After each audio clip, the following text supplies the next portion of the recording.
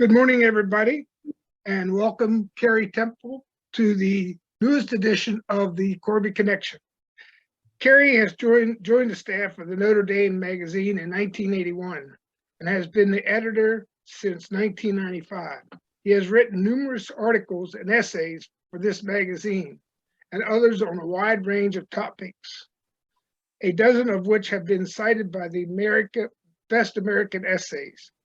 The author of the Back to Earth, a backpacker's journey to self and soul. He has also collaborated with senior university photographer Matt Kishore on two books, Celebrating Notre Dame and This Place Called Notre Dame. After graduating from the university in 1974, he returned to his home state to earn a master's degree in journalism from Louisiana State University. He has taught nonfiction writing at Notre Dame and St. Mary's College. Even though he's been here a long time, he still feels like he did as an English major living in Farley Hall. That's true. Well, Kerry, thank you so much for joining us. And as I was saying before we started our talk here, I've been a fan of Notre Dame magazine for a very long time. I think it serves such a great function in doing everything from connecting people to what's going on at Notre Dame in a physical sort of way, but also the ideas being generated by Notre Dame. It just accomplishes an awful lot. And so the first thing I wanted to ask you is just very broadly, what is the mission or the philosophy of Notre Dame magazine? What are you trying to accomplish with the publication? Well, there's several things we have in mind when we do it. From the outset, when the magazine was started 50 years ago, in fact, there were three goals outlined. One was to cover the institution. So we wrote about what was going on campus, the research, the academics, student life, the character of the institution, so that alumni would have an idea of what was going on campus. The second was to tell alumni stories. Just the great stories that alumni have to tell for those to be on the pages of the magazine. Partly that's in the class notes section, but it's also the features and the profiles, so that people keep up with each other. The third thing, and it's the one that makes us unique, I think, in college university publishing, is continuing education.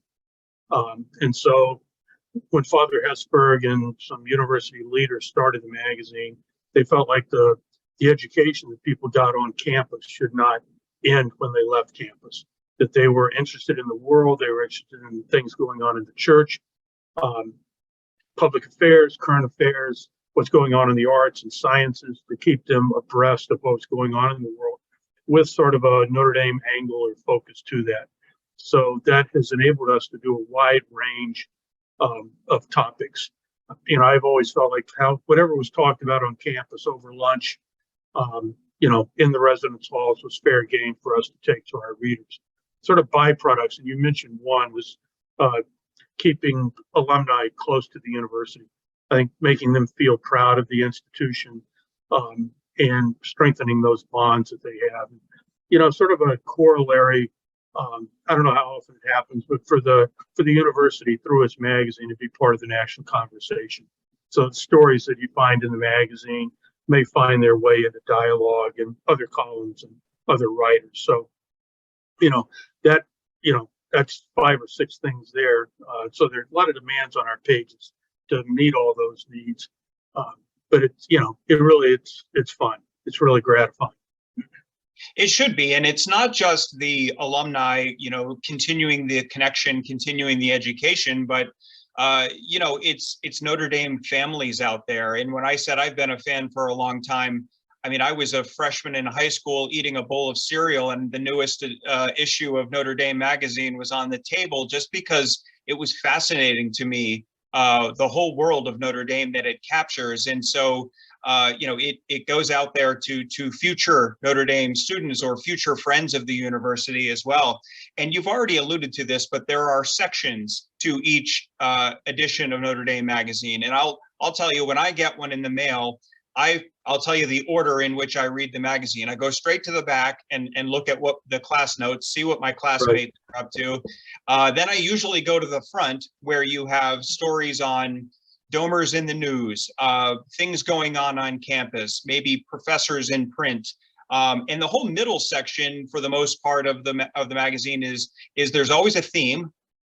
So whatever you're writing about that issue, whether it's something in Notre Dame history, whether it's a theme of something going on in families, going on in the world, and you have a number of talented essayists, some of them Notre Dame alums, some of them have really no connection to Notre Dame, and they're writing on these themes. So tell me how you go about putting these sections together. What's the process for, how do you even start to put together those sections, and how far in advance do you start? Yeah, fortunately, we have a very good staff. And so the campus news section is under the management of Margaret Fosmo, who is I think a 85 grad.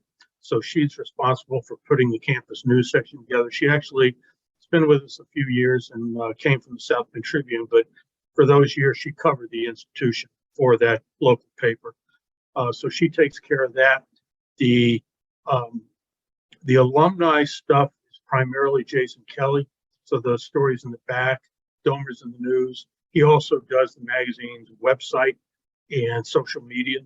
And then there, for class notes, there's actually a staffer and editor employed primarily by the Alumni Association, who part of her role is to edit class notes.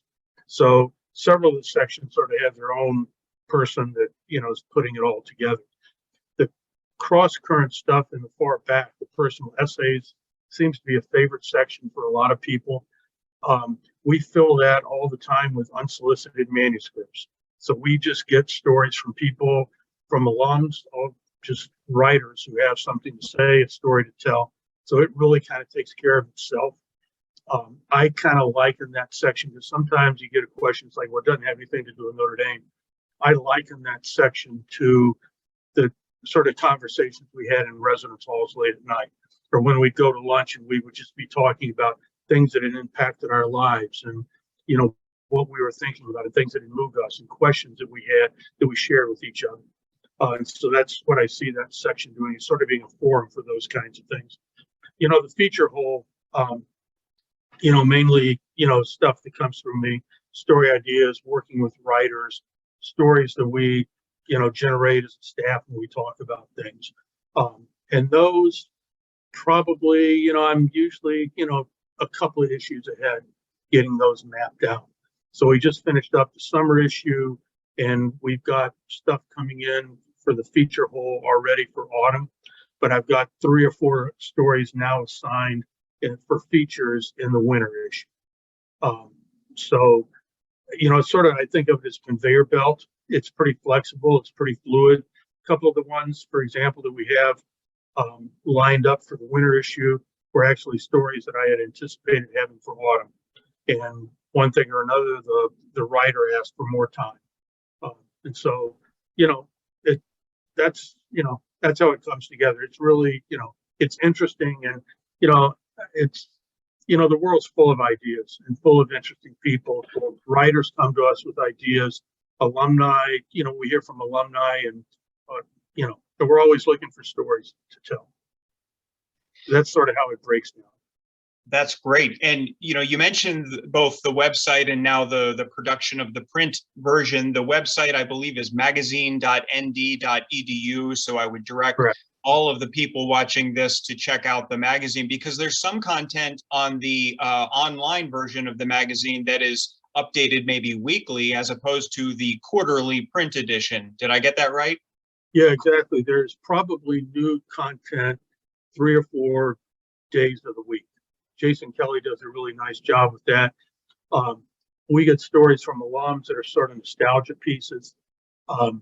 We actually, recently posted, I think, 5 or 6 stories by Notre Dame students and what it was like living under COVID, them sort of looking back at those years. So there's new content coming up there that, seems more relevant, more timely. We sort of, I wouldn't say that let me just say that some of the stuff there is more appropriate for the website rather than waiting for a quarterly print coverage. But it's, it's pretty lively and interesting. Jason does good. Well, I would say he does, because, and this is rising to the challenge, sort of a thought I'm just having as you're describing this, that, since you became editor of Notre Dame magazine in 1995, the internet era started, and, print publications everywhere have had a heck of a time maintaining their circulation and keeping subscribers with all of the constant and immediate updates to information online. So I'd say that filling that gap or being flexible includes having that magazine online as well. Yeah, that's very much the case. There's been a revolution in communication. It's, that's not breaking news to anybody. But how print vehicles have adapted to that. Some magazines have gone out of business. Some don't do print anymore. It's affected magazines in higher education. I think it was clear to us that if you were going to survive, you also had to have, a good web presence. And it couldn't just be the print edition posted on the internet. It had to have its own character, its own personality.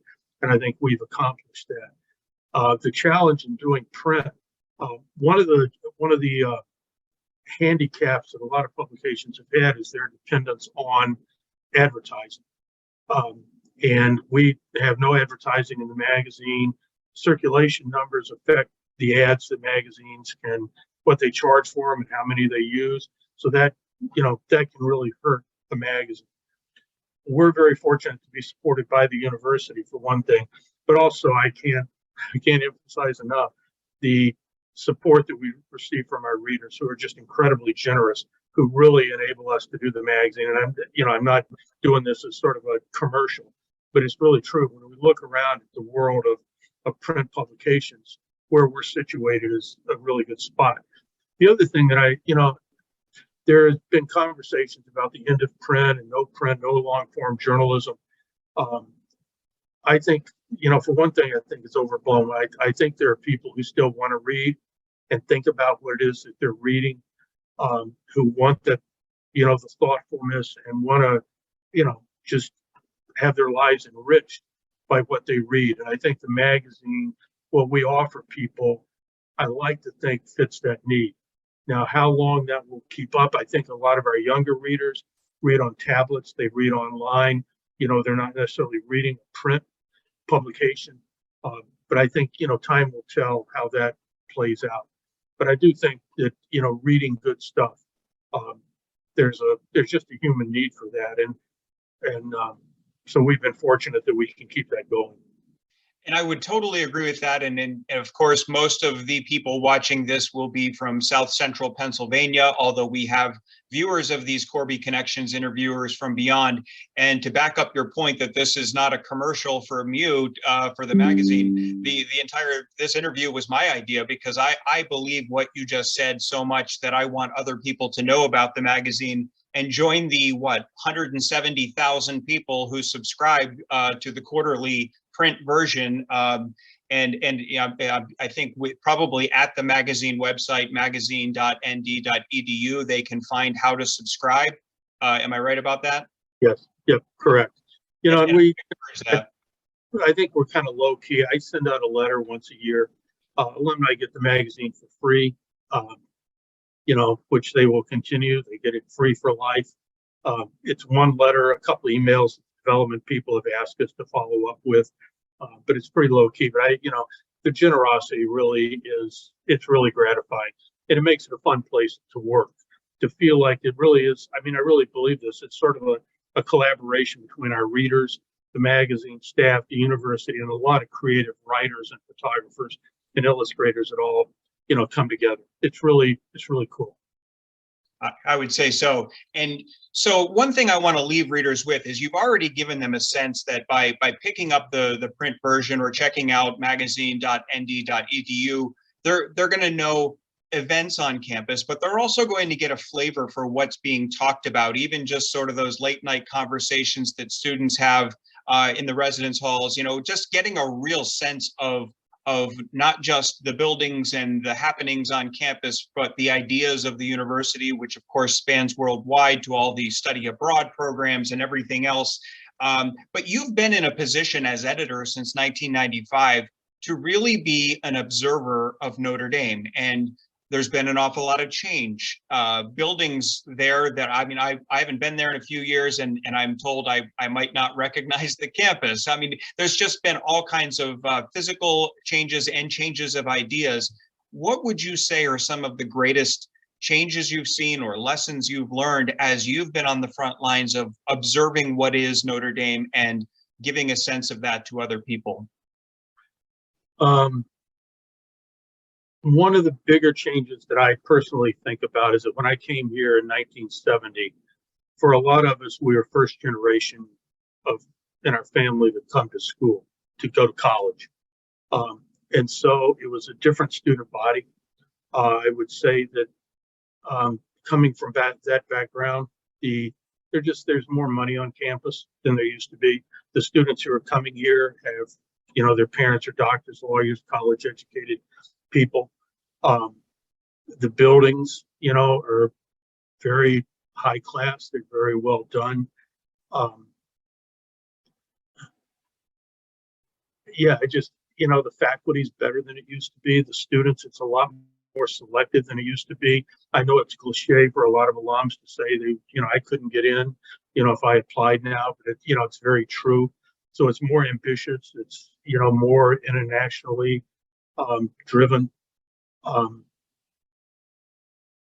On the other hand, one of the things that I go back to is that the students really love the place, the students today, and they form the same friendships and the same bonds that we did when I was a student here. They really do love the place, and they love the faculty. The interaction that they have with the faculty is really good. And I say that because there were a period of time when people were concerned with the emphasis on research and scholarship would undermine, the teaching of the place. And I don't think that has been the case at all.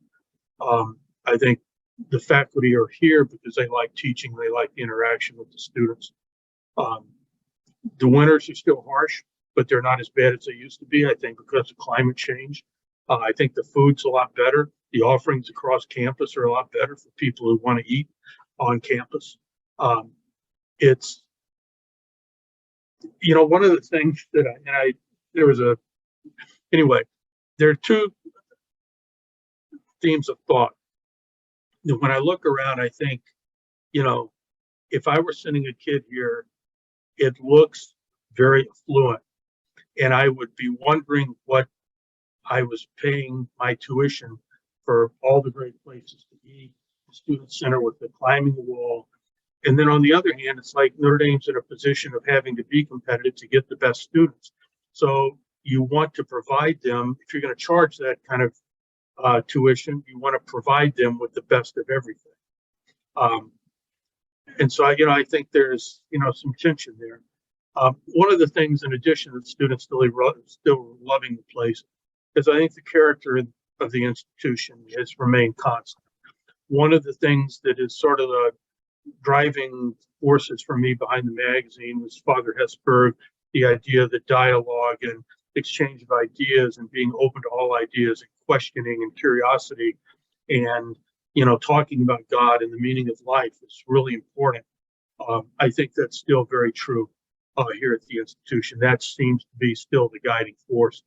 Despite the academics, the research, that's still what this place is all about, is that sense of, Catholic character and morality, spiritual aspects. And so I like to think that the magazine reflects that, but I think that's still very much alive. It's still what animates the place. Even though these days things are a lot more divided and angry, that's still what we're all about here. Very well captured. Kerry Temple, thank you very much for your time. I'll turn it back over to Mike Miller for his closing thoughts. Again, Kerry, thank you very much. For somebody who's not an alumni, and for our club is made up of probably about 85% what we call what is it? What do they call it, Pat? Friends of the university. Friends of the university. So this gives us insight that we might not otherwise have been able to have. So no, glad to do it. And, I'm really glad that so many people, like the university, if they want to be associated. And, it's a great area of the country where you guys live. I've been to the battlefield a couple of times. A good friend of mine, Ed Klunk, I think has lived in a little town. It's a little town, right? So Little sound, yeah. yeah. Yep. Sorry to, to put that. No, Dave Klunk, his brother, he went to Notre Dame. Yeah. And so I'm very familiar. Dave and I graduated together, so I'm familiar with who you're talking about. Okay. Yeah. Nice family. Good Good guys. family, yeah. But no, I enjoyed. Thank you very much. Thanks, Kerry. Go Irish. Thanks. Go Irish.